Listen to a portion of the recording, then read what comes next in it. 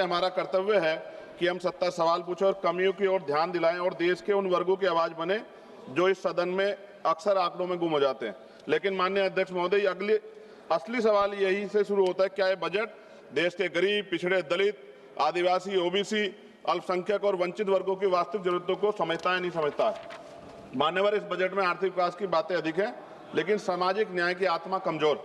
माननीय अध्यक्ष जी, सभापति जी, आज देश की सबसे बड़ी संकट बेरोजगारी। हर साल लगभग 1 करोड़ युवा रोजगार बाजार में आते हैं, लेकिन अस्थायी और सम्मानजनक नौकरियां और संपादन पैदा नहीं हो रही। इस बजट में स्किलिंग की बात की गई है, लेकिन स्किलिंग के बाद जॉब की गारंटी नहीं है। विशेष रूप से SC, ST और OBC समुदाय के युवाओं के लिए कोई अलग से लक्षित रोजगार योजना नहीं दिखाई देती है।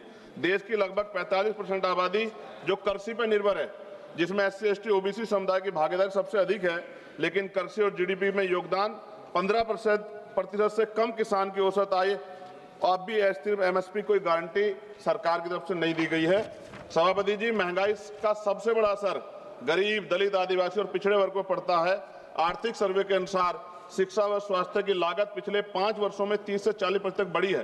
खाद्य वस्तु कीमतें गरीब परिवारों की थाली को छोटा कर रही है, लेकिन इस बजट में इन वर्गों के लिए कोई सीधी राहत नहीं दिखाई देती।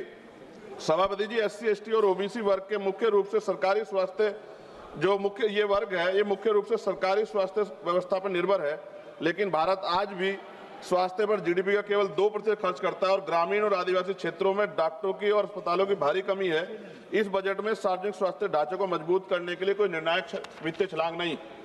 सभापति जी, शिक्षा में माध्यम जिससे सामाजिक असमानता टूटती है, लेकिन इस बजट में शिक्षा पर खर्च GDP के लगभग 3% के आसपास और SC, ST, OBC के छात्रों की छात्रवृत्ति में देरी और अनिश्चितता बनी हुई है। शिक्षा गरीब परिवारों की पहुंच से बहुत दूर है।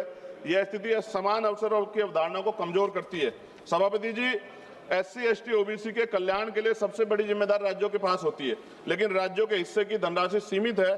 केंद्र द्वारा योजनाओं का बोझ अधिक संघीय ढांचे को कमजोर, सामाजिक न्याय को मजबूत नहीं कर रहा है एट प्रेजेंट टाइम। विपक्ष केवल आलोचना के लिए नहीं। सभापति जी, हम समाधान प्रस्तुत करते हैं। हमारी मांग है SC, ST, OBC के लिए लक्षित रोजगार मिशन चलाया जाए, छात्रवृत्ति को समयबद्ध और कानूनी प्रावधान किया जाए, शिक्षा और स्वास्थ्य पर GDP का न्यूनतम 6% खर्च हो, आरक्षित वर्गों के लिए विशेष उद्यमिता और MSME पैकेज दिया जाए, आदिवासी और पिछड़े जिलों को विशेष सामाजिक आर्थिक विकास योजना चलाई जाए। माननीय सभापति जी, ये बजट आर्थिक विकास की तो बात करता है, लेकिन सामाजिक संतुलन और न्याय की भावना कमजोर दिखाई देती है।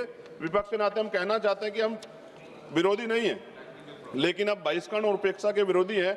जब तक SC, ST, OBC और वंचित और विकास की मुख्य धारा में बराबरी में शामिल हो, तब तक विकसित भारत का सपना अधूरा है। सभापति जी,